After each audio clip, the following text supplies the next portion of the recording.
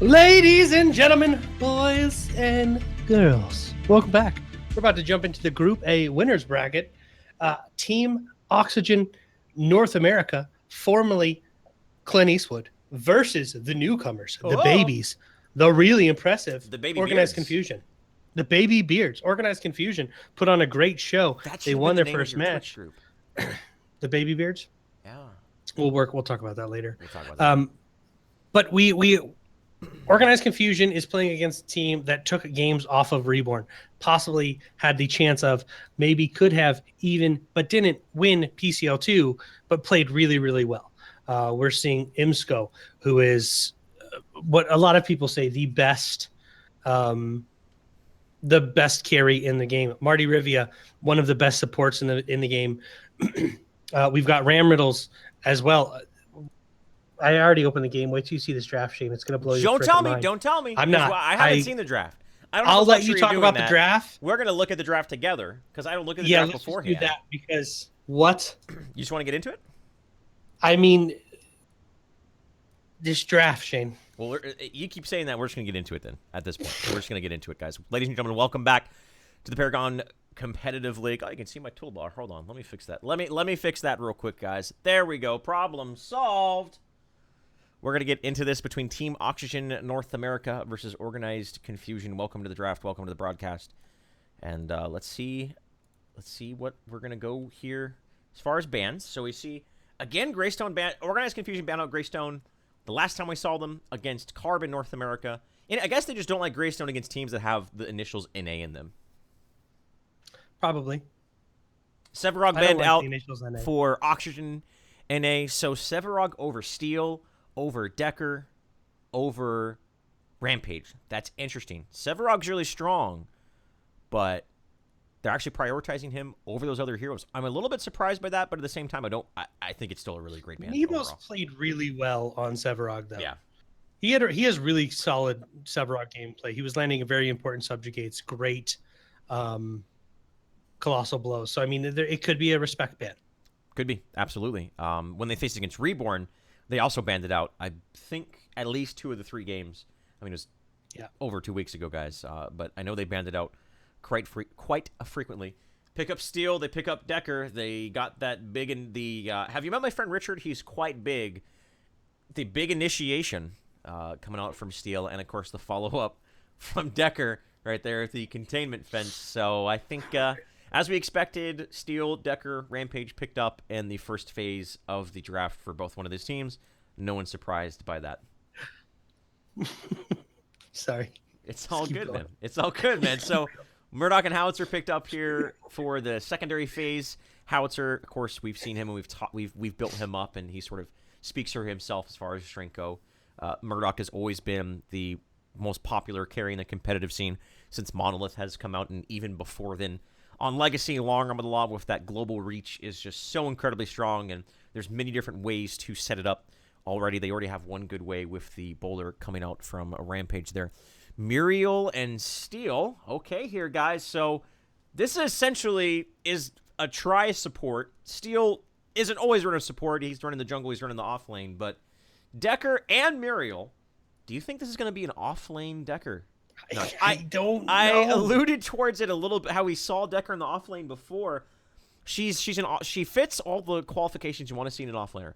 She can be elusive with her rocket jump. She benefits a lot from getting early levels. She doesn't need that much farm to be an impact. Those are the 3 big things you want to see in an off laner. She fits all of those. I wonder where she's going to be going. This is maybe a mid-Muriel. I don't know at this point. Just any expectations you guys have as far as meta is now out the window here. Rounding out the draw. Okay, now we just broke the game. The game's broken. We broke the game. The game, it's broken. This is no longer Paragon. This is no longer a MOBA. I don't know what's happening, ladies and gentlemen. Countess and Kalari picked up here for Organized Confusion.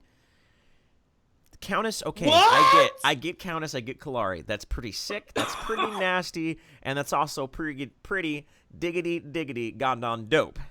However, Kalari and Countess, is that going to be an off-lane Kalari, jungle, mid Countess, Offlane Howitzer. At this point, the rulebook has been thrown out the window. Last pick is going to be Gadget. Thank you. I was expecting something like an Iggy and Scorch or something along those lines at this point, but man, Notch. Bobby this Bojangles is not on this team. There's There's no Iggy unless it's Bobby Bo. Yep. So, well, yeah, guys, there's your draft. Notch, break this down for us. Break down what's going to be happening. How do I these two break teams. this down? You're the How do I analytics break guy. down You're the analytics guy. This is what you do. Break this down. What is going on right now? Team Oxygen. Everybody's lost their collective shit. Is the only thing I can think of. We've got 3 support on Team Oxygen. We've got Kalari and Count over on Organized Confusion. Countess on over on Organized Confusion. I'm confused as shit, Shane, at this draft. When I pulled this up, I was like, okay, that's 1, 2, 3 supports. Ram Riddles is going to jungle Muriel. I'm calling it right now. It's probably Steel jungling. Offlane Muriel. I don't even know how to begin to analyze what we see here.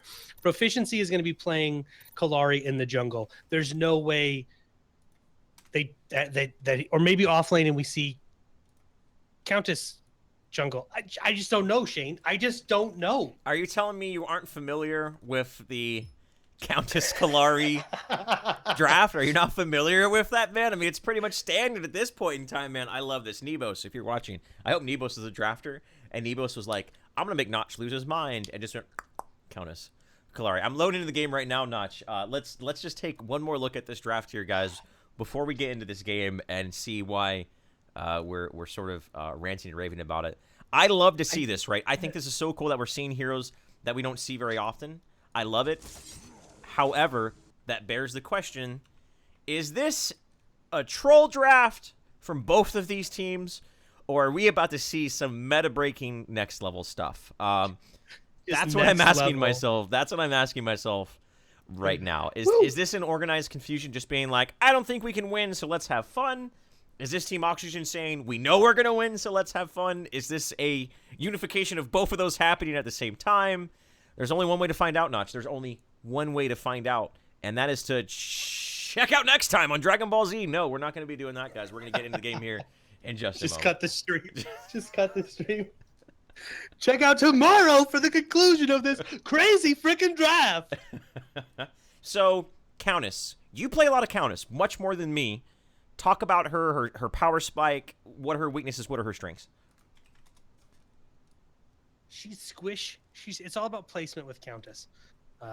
Your positioning, knowing when to engage, knowing when to disengage. She's got 3 targets: Ram Riddles, Imsco, and Arsenic. She's got 3 targets she can lock onto and blow up. But she has to get the farm, or play safe for the first 10 to 15 minutes. Her early game is lacking when you compare that to other casters. She's more of an assassin. So her early game lacks quite a bit. But as we rotate into the mid and late game, her lane clear is some of the best lane clear in the game. She's got insane burst damage. She has the ability to get in and get out and blow somebody up before you even realize it happens. So Marty, a guy on meds, and Ram Riddles, they need to be on top of it when it comes to stuns. If they just allow Nebos to attack Imsco and Arsenic, going to easily blow up these 2 targets. Yeah.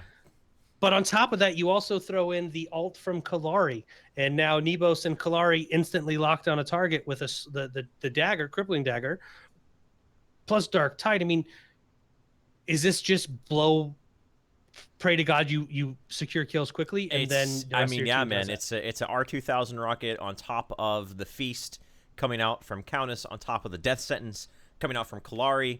Put a boulder on top, a little bit of whipped cream, and you got yourself a dead Peruvian powerhouse, the Punisher Imsco. That's what you got right there.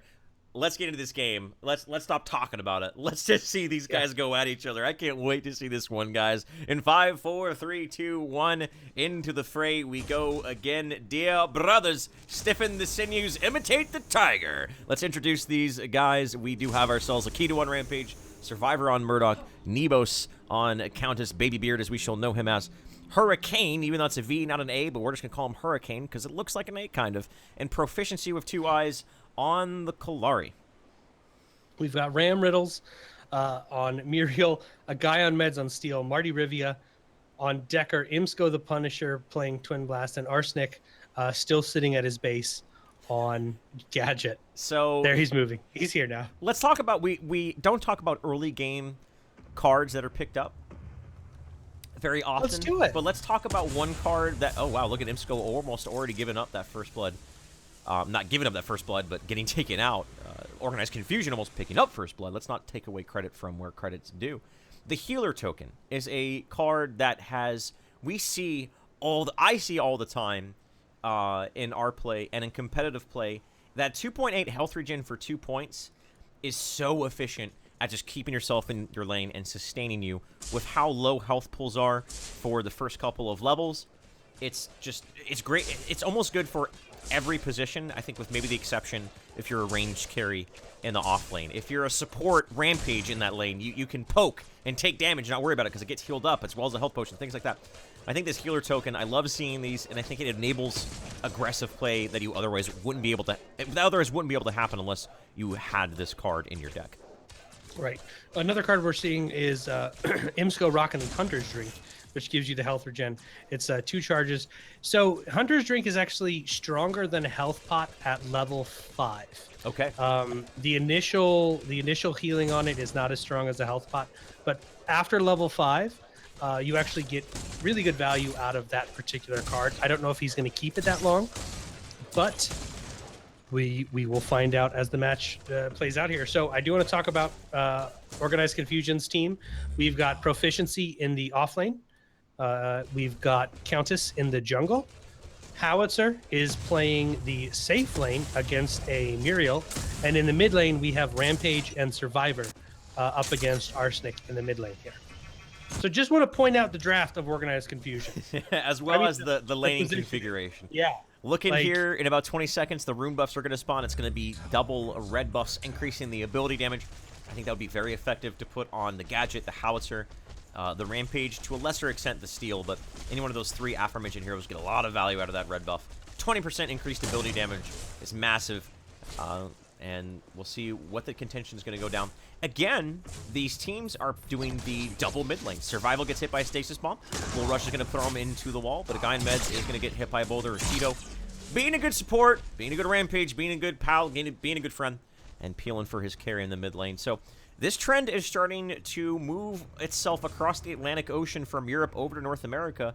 This is something we've seen only EU teams do, but now it's starting to pick up, obviously pick up momentum in the competitive scene. And I just really like this. I think it gives you more efficient means across the map. You're able to put your off-laner in a better position. You're able to put your mid-laner in a better farm position and secure the levels on him. And at the same time, it's still really safe farm for your carry as long as your support's hanging around. Well, I mean, even if your support decides not to hang around, it's still very safe farm. Allow this minion wave to push into you. Casters clear lanes a little bit better than Rangers do in the early game. So you freeze this under your tier 1 tower. But this allows Keto on the Rampage to rotate and help his teams on other sides of the map. So we are seeing Ram Riddle, Shane. We saw Ram Riddles on Fang Mao 2 weeks ago just put on a clinic. One of the best Fang Mao was ridiculous. we've ever seen. He's still continuing to be aggressive on a Muriel and keeping Hurricane all the way back to that tower. No wards yet, but just, again, that hyper-aggression from Ram Riddles that we saw from him the first time. And he's picking on one of the best casters in the game, the hero himself, one of the best heroes in the game, with Howitzer. So you're the best caster in the game. That is, I'm the second best. You are the first. Don't sell yourself short, baby. But tier 1 tower has already fallen. We're 4 minutes into the game. When you have Kalari defending a tower, it's pretty standard that we see this tower fall pretty quickly. Kalari not known for her wave clear. Right, not the best wave clear. And when you have the aggressiveness coming out of Imsko and Marty Rivia, I mean, you let the tower fall instead of die. And that's exactly what he's done here. I was just going to say, do we see Marty and Imsko rotate to the mid lane now and put pressure on Aikido and Survivor? And that looks like that's what they're going to do. Purple buff picked up here for Marty, which can put him in a great position to set up a kill with the stasis bomb into the slow bubble. We'll see what happens. Only level 2, so no containment fence, and actually doesn't have... with only level 2, I'd assume the slow bubble and the stasis bomb are the only things that are leveled up at this point, so Marty's got to be careful about his positioning if he doesn't have his rocket boots engaged, his rocket jump leveled up quite yet. Level 3 soon to be on the horizon. Nebos is going to rotate. Stasis Bomb. They weren't expecting the purple buff. So that gank, that coordinated gank coming out from Organized Confusion, they thought for sure they're going to be able to get something going. Not going to be the case. That lone Twin Blast is not as lonely as you think. Not as lonely as you think. Imsko's handsome. I met him at the open beta event. I don't think he's a lonely man. I think he has all the a great deal of suitors chasing after him. He was very, very handsome. His beard game, you would respect it, Notch. His beard game was on point. Him and Chill Phil both have a pretty impressive beard game. I gotta give it up to those guys. So Shane, let's talk about the river buffs for a second. They spawn it at 3 minutes, 5, 7, every odd minute after that. Yep. But let's talk about the strength of those river buffs. In your opinion, what is the strongest river buff right now? In uncoordinated play, purple. Okay, in coordinated play. With these coordinated play, it's still really strong. But I think the red buff in a late game situation on a gadget or a howitzer or a countess, oh my lord, red buff on countess is just it's essentially 20% damage boost is what it is on your heroes who have late game efficiency based off of their ability damage. Right. In the late game, in coordinated environment, I think that red buff can just win you a fight, win you a game, get you a kill that otherwise wouldn't be possible. We're getting a little bit aggressive on a guy on meds in the jungle here. He back off. They really wanted this river buff. We can see all the wards here. They are going to give that buff to Nebos. So red buff. See, I think so. Early game for me, black buff is the strongest. Yeah, early game I think is black buff. Yes, I agree with you there. Black buff is so strong early game to pick up those kills on heroes. Also allow if you use it, you can farm the enemy jungle really quickly, really effectively, and keep yourself safe. But as we rotate, I do think the red buff, depending on which hero picks it up, of course, then becomes very, very strong, while the black buff really doesn't lose its strength. The other thing is, of course, when you pick up a river buff, Shane, is the mana regen. Controlling those river buffs for your mid laners, which right now is Aikido and Survivor, Marty and Imska. Which is now your support and carry. Yeah. Which is you want to see your casters picking those up. It allows you to stay in lane longer. It allows you to farm more effectively, and it allows you to be impact if an engagement does happen. You can rotate off and know you have the mana. So another reason those river buffs are so important. Making sure you understand the timings of those. And then Raptors, Shane, every 4 minutes, 4, 8, we see the Raptors spawn. When you pick up a Raptor, it gives you 1 card power per Raptor. 1,000 card experience. 1,000 card experience per level. You want to see those go to your carries, Survivor or Imsco. But we've seen the teams this week, Shane, a little bit later in it. Pick up the Raptors. Why are they picking up later? Why aren't we seeing the rotation at 4 or 8 minutes? Why do you think we're waiting till the 15-minute mark before they pick up these Raptors? That area is not an area you ever want to be caught out on. Early on, the damage the Raptor does, the Raptors do, or Raptor does, depending on the count, is very significant. So you're taking a significant amount of damage from the Raptors. You're in a very, very awkward position to get caught out on from any CC. I think it's just that the area is not conducive for being caught out, and teams are hyper acutely aware constantly. On both teams are always hyper acutely aware of if a team is taking the Raptors or not. Of course, the Dusk side always has that natural inherent advantage because they have the Raptors camps a little bit closer to them, of course. But even if you're on that Dawn side, you always have to be paying attention to that. So I think that's the major reason why Survivor, they're looking for the big burst damage here. Is Countess going to go in there as well? Not going to. Yeah, that was the burst we're talking about. We saw it from the distance from Survivor with the long arm of the law, scoping it down and helping them get that kill. That single target gank potential that they have is absurd, and we just saw it used in full force right there. Yeah, that's one thing we didn't talk about as there's a shield slam onto Aikido. He's very, very low here. He doesn't have an ultimate either. It goes to a guy on meds, though. The kill goes to a guy on meds. Imsco wanted it. He popped up Ventilate, but unfortunately he wasn't able to pick it up. Look at Ram Riddles and the aggression at a tier 2 tower right now. Proficiency is going to rotate over, but Ram Riddles has his ultimate. Survivor's here. He is going to ult away. Shane, this is classic Ram Riddles. He doesn't care. He pushes so hard. He's very static in a sense, where he's always in that off lane. He very rarely moves away from it unless there happens to be a fight in his proximity that he can show up to in a relatively short amount of time. Otherwise, yeah, that's what he did on Feng Miao. That's where we saw that Feng Miao when he went like 15-2 or something insane like that. Yeah. He just was constantly in that off lane, that left lane, pushing. And that's what he does. That's his characteristic. And, I mean, it works for him, and he's going to continue to do that, even on Muriel. And I think that he can get away with it on Muriel because of what we just saw. He can just smash that R button, as we like to say, smash that triangle button for your PS4 players out there, and ultimate reversal of fortune away to safety. Yeah. I mean, the tower's at 25% health lost, and it's a Muriel that's doing it. He's also 1v1ing proficiency with minions on him as well. So get out of here. Is this a carry Muriel? Is this a carry Muriel? Got him. What is his build? Is he going to classic? He has Adamant Edge. build? He has an Adamant Edge on Muriel with 3 minor strikes, boys. We in there. I'm doing this. After the broadcast tonight, I'm playing me some off-lane semi-carry Muriel. This is what we're going to do. All the meanwhile, we're talking about stuff. Survivor picks up a kill. We heard her steel dropped the slamming on the ground, but it looks like it either missed or didn't line up. And Kalari's picked up from Ramrills, but they do get Decker. Marty gets taken out there. The EU ping is certainly not doing him any favors right there. But the carry picks up a kill, 16 card points to Imsco 16. Fairly even on the economic side. Take a look at the CS here, Notch. It's very, very close. Speaking of CS, it is very close, but look at these builds. They are pretty even as we see now. I mean, aggressive Muriel build coming out with Adamant Edge and the damage. But one thing I kind of want to talk about here is these builds as we look at proficiency. We don't see a lot of Kalari. Yeah. Early game Void Steel Daggers. We'll see a Thunder Cleaver come up probably next to give him that attack speed. Then we'll see those into Thirst Fangs with the life steal.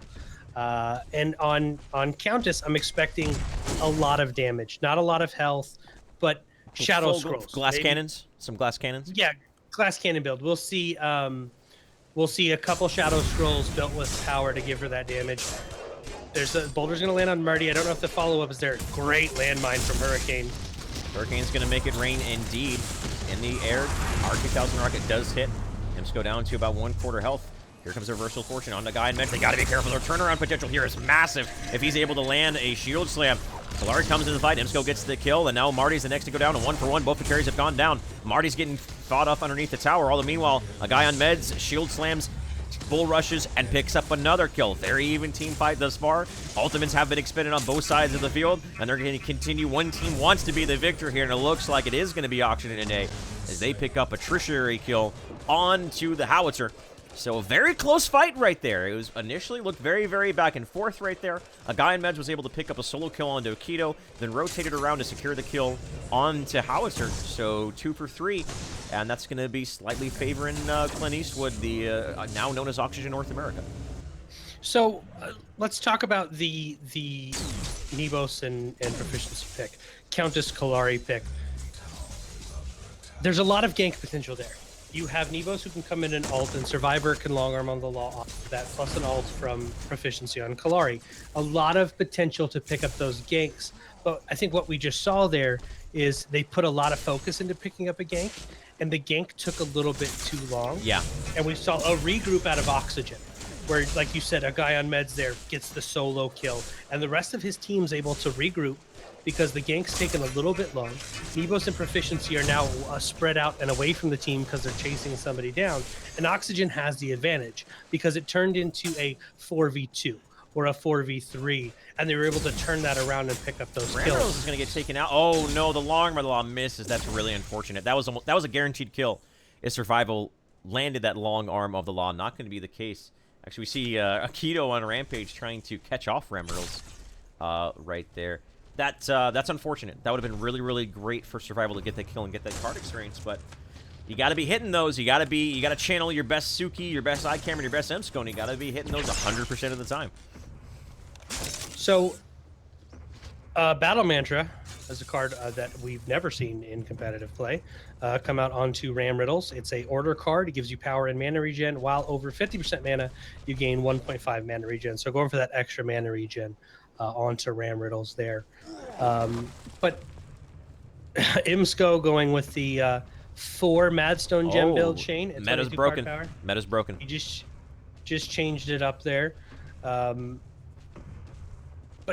these ganks have to be quick. They have to be decisive. They have to work, or it's going to put Confusion at a disadvantage in these engagements every single time. It boils down to them being whoever is the shot caller.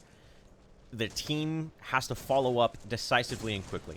They have the global presence of that Kalari, as well does Oxygenate with the Muriel, but it's much more offensive on the Kalari.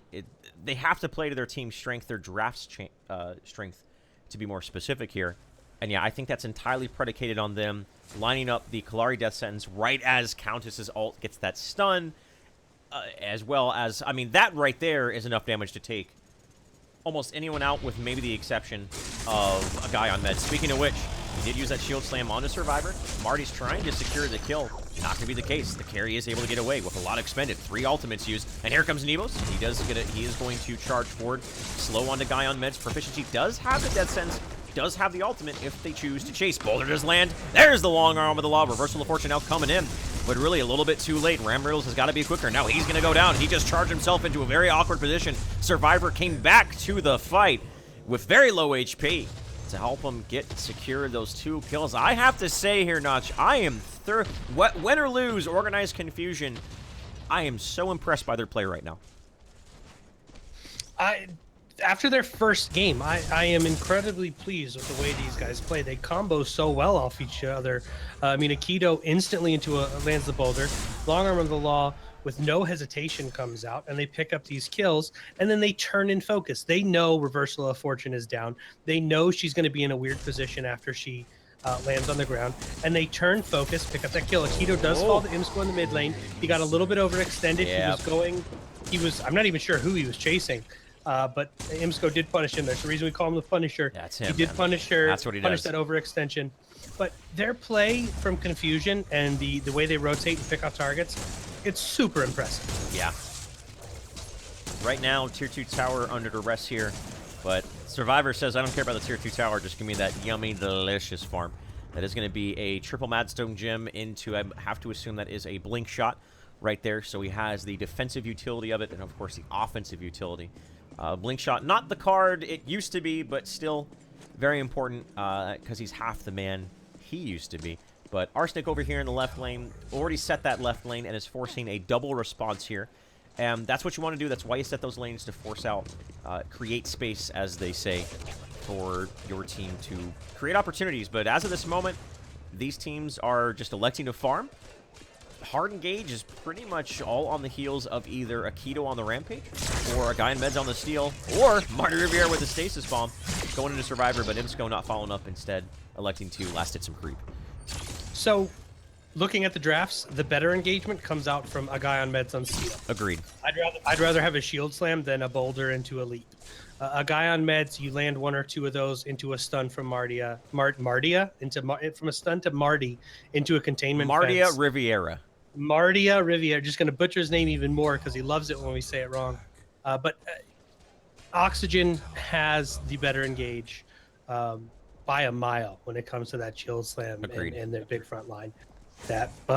But there's so much gank potential with Nebos and proficiency that it's just, you run the risk of leaving your back line way open if you shield slam too far forward, and then those ultimates come out and Ims goes to lead it off the map, or Arsenic's to lead it. So it's a catch-22. Yes, better engage, but now your back line's undefended, and that can totally change a team fight.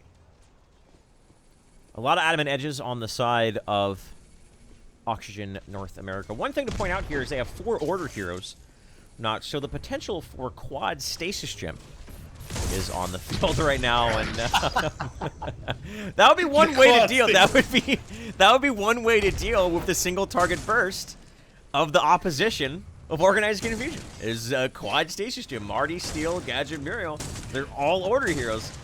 I mean, if it happens, it's going to be great. Will it? Probably not. But still, they have the potential of it. Just adamant edges across the board, even on Arsenic, even on Gadget. Steel's pretty standard. Rammerls continues to build power on a Muriel. Again, this is something we haven't seen, but you can't say that it's not working with him. Ability to push that wave, increasing his wave clear. They're just trying to burst down Aikido. Can they get him down? A lot has been expended to burst down Rampage. They're essentially juggling him around right there. That man lost the ability to play his video game until his death. Countess went in. We do hear the feast going down, but now he's going to get caught out. I'm not sure who was able to land on. It looks like it was on Arsenic, but he's going to bounce back and get taken out. Good positioning, knowing how Countess plays. They kept someone where she was going to reappear, and that was Imsco, and they pick up 2 kills right there. Aikido was so close to getting away right there. Nachi almost was able to break that CC chain, but he was taken out there. And 2 down. This is a 5v3 power play, and they're going to rotate. First time we've seen here, 21 minutes in the game. Raptors being taken for Oxygen North America. So they used a lot to pick up the kill onto Rampage. Hurricane has actually postured himself. I was going to talk more, but I think they noticed Hurricane here posturing themselves to steal those Raptors. They used a lot to take down Aikido. They only got 2 kills of that. Nebos actually went on to ram riddle Shane. I believe her ultimate was stunned. Countess' ultimate was stunned off of ram riddle. I was going to say, like, that kill as well. I was looking for someone who was low, and I'm like, no one's low. So that would, that would make sense. It looked like he popped it, but I think Marty landed a stasis bomb there. Ooh, Marty's and saved ram riddles. He's able to get away. That knock-up mine narrowly avoided right there by the rocket boots of Marty on that chapter there. So Oxygen A, they took that favorable team fight and pretty much did nothing with it there. I mean, they took a single Raptor on Imsco, so that's something, but when you take a decisive team fight like that, ideally you want to see a little bit more there. So whether that was patience, whether that was them just being conservative and feeling confident in their decision-making capabilities to bring themselves to a victory here, but I feel like the longer this game goes, the more farm you put on Nebos' Countess, they just have so much single target damage that they can just delete Imsco in an instant by the time he's even able to react, especially with the long on law on top of it, man. Yeah. The late game potential of Countess and Howitzer and Kalari as well. I mean, it's a hero we don't see very much of, but Kalari's damage in the late game is nothing to shake a stick out as well, especially if she goes crit, if Proficiency pulls out crit, but even if he doesn't, the damage that comes out from Kalari's auto attacks and the way that she scales is a significant amount of damage as well. So I don't feel like this is a game that Oxygen North America can play passive in and expect to just win in the end game. I think they, in the end game, might actually be at a little bit of a disadvantage. Yeah, if they're able to combo these ultimates together, because yes, Nebos, as he gets those shadow scrolls and he gets into this, he'll be able to deal with Imsco or Gadget and delete one of these characters off the map. Or Decker or Muriel. Yeah, there's a lot of targets for him to choose from, but if they can shut that down. There we go. That's what we're talking about, Single. That's exactly what I was talking about right there, ladies and gentlemen. There used to be a Gadget there. Nebos went in with a feast, proficiency with the death sentence, long arm of the law, all 3 of them connected. And Arsenic knew that he was going to be going down. He laid down all of his abilities at one time. It simply didn't matter. Gadget off the field for 50 seconds. Though 3 ultimates being used here, they got to be careful about taking a team fight where 4v5, where you have to worry about shield slam, reversal of fortune, containment fence, so on and so forth. Right. A guy on meds is overextended. His team really didn't rotate with him here. Dark Tide does land. A guy on meds is about half health right now. Aikido is going to pop that ultimate. Oh, going in, and there's a containment fence, but they can take a guy on meds by the time he does anything. He's very, very low into the reversal of fortune, and now Hurricane gets taken out. A guy on meds is still alive, but they were able to take out the Howitzer before he went down. Survival and Imsco try to duke it out, but Aikido has something to say about that. Looking for a boulder. Nebos goes in. He doesn't have much mana. Is the boulder going to land? He's looking for Imsco. It is going to swing, and it is going to miss there. Thanks for the cool breeze, is what Imsco is saying. A one-for-one exchange right there that could have been much better if they're able to take down a guy on meds before that reversal of fortune came through right there. That was a very close team fight that could have been very one-sided if Ram Riddles wasn't a moment too late on that Muriel. Yep, they're going to have to rotate off now and protect this tier 2 tower.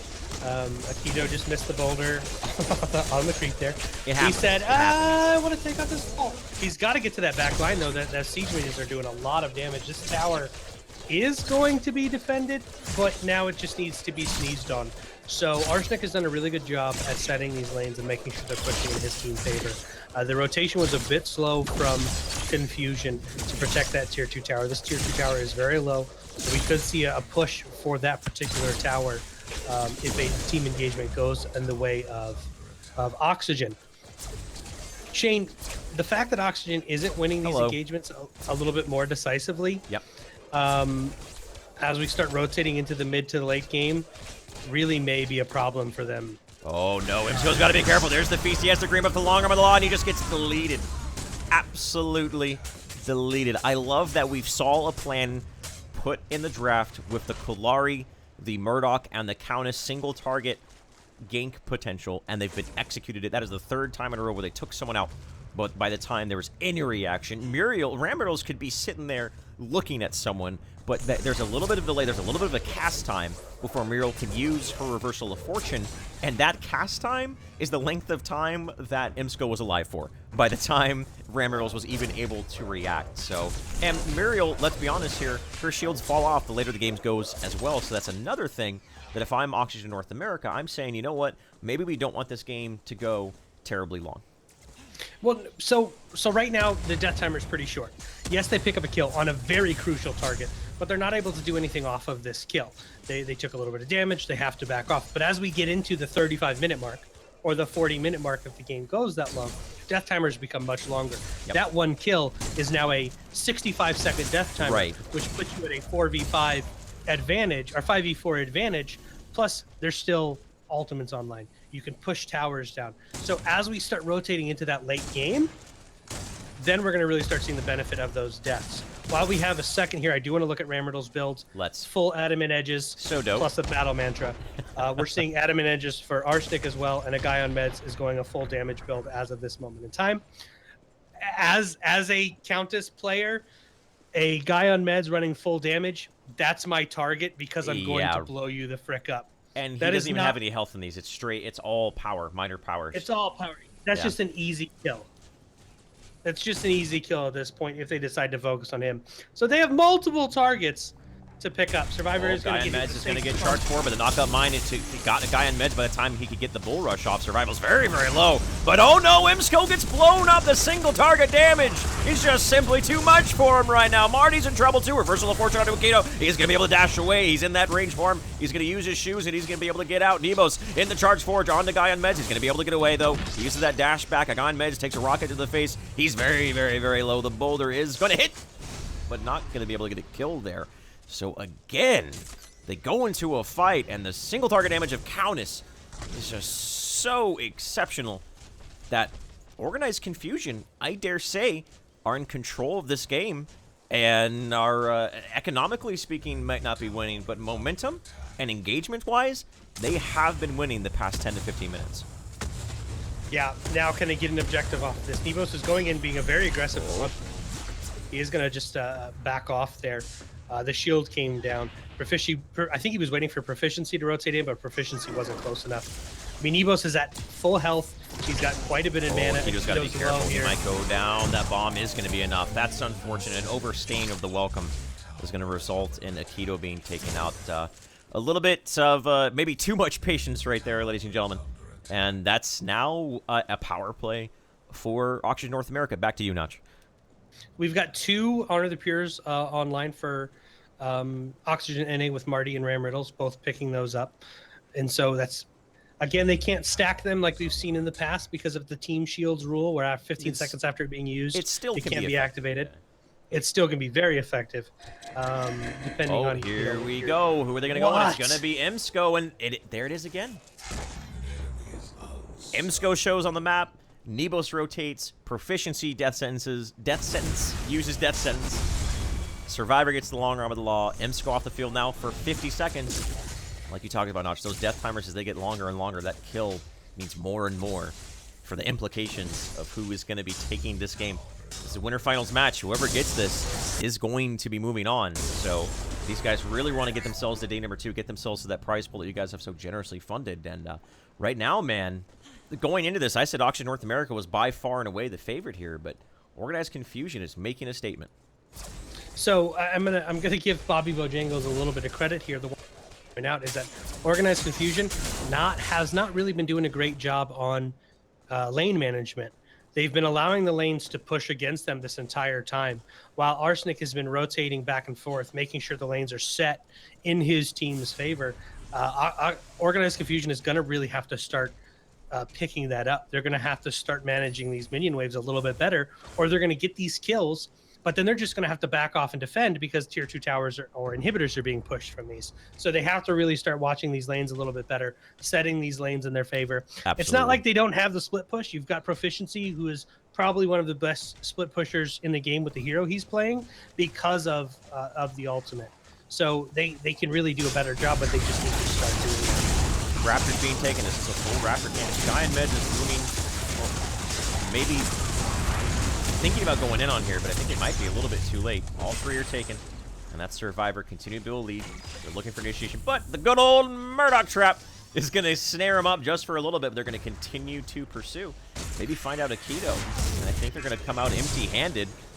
Guy on meds is to the left there. Aikido gets done up with the stasis bomb. Is he going to use the shield slam only on the Rampage? Was thinking about it. This tier 1 tower 31 minutes into the game is still up, surprisingly.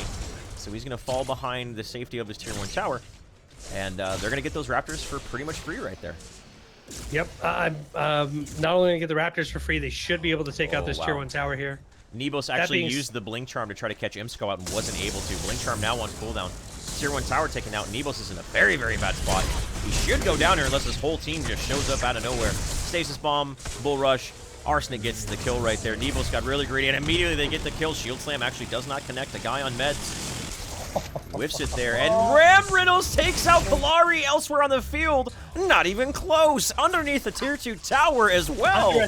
Meanwhile, the Decker, oh my, we missed the big fight going down. That was a triple kill right there. A triple containment fence on top of a Tesla dome, just like that. Oxygen North America have just been, you know what, let's give the new guys in town a little bit of a break. But once we hit that 32nd minute, let's kick it back on, and that's exactly what has happened. Tier 2 tower to fall in the mid lane, and for sure, we're going to see this mid inhibitor under siege, more than likely to fall, as Hurricane has to deal with the split push. Muriel, they might even be able to go for the game here if they catch out Hurricane, and Ram Riddles doesn't have mana. He doesn't care. Imsco's going to Blink Charm forward, look for a kill, and Arsenic gets him with a sticky bomb. All 5 go down. They get the handful of them, and I think they're going to win this match right here, right now, ladies and gentlemen. Organized Confusion brought out an unorthodox composition, have been executing on it, but they haven't been following up, and unfortunately, the veteran team of Oxygen North America, formerly known as Clint Eastwood, are going to move on to day number 2.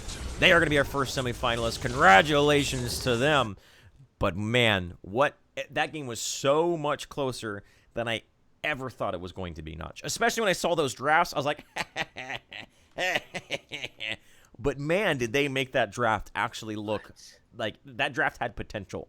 They could have won that game. What? This is the story of a girl who cried and drowned the whole world. Yes. While you were watching the engagement, I was watching Ram Riddles play Ring Around the Rosie with Proficiency underneath of that tower, allowing the tower to take all the damage. Ram Riddles waited till he had his bubble back online, Ram Riddles did, and then he basically 1v1'd Proficiency as Muriel.